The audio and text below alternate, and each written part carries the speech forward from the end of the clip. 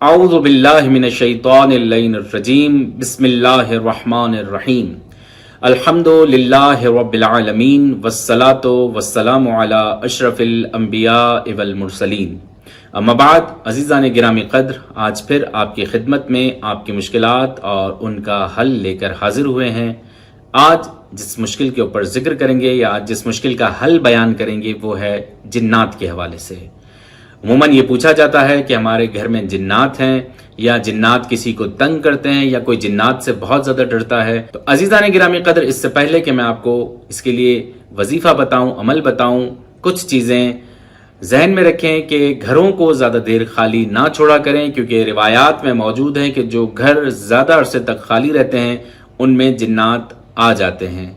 اس کے علاوہ بھی گھروں میں زیادہ تر کوشش کیجئے کہ کلام پاک کی کم از کم دن میں ایک دفعہ تلاوت اگر آپ نہیں کر سکتے تو کسی آڈیو کی صورت میں کسی طرح بھی گھر میں تلاوت کلام پاک ہوتی رہنی چاہیے. وہ گھر جنات کے اثر سے محفوظ رہتا ہے. لیکن روایات میں موجود ہے کہ جس گھر میں جنات ہوں یا کوئی جنات سے ڈرتا ہو یا کسی کو جنات تنگ کرتے ہوں تو وہ سورہ اعراف کی آیت نمبر 54، 55، 56، میں دوبارہ ریپیٹ کرتا ہوں کہ جس گھر میں جنات ہوں، کسی کو جنات تنگ کرتے ہوں یا جہاں پر جنات کا اثر ہو یا کوئی انسان جنات سے ڈرتا ہو تو وہ سورہ اعراف کی آیت نمبر 54، 55 اور 56 کی تلاوت کرے.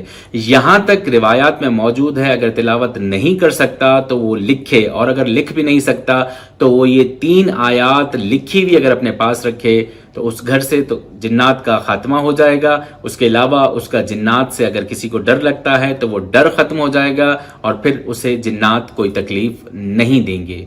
امید ہے کہ آج کے پروگرام مفید رہا ہوگا.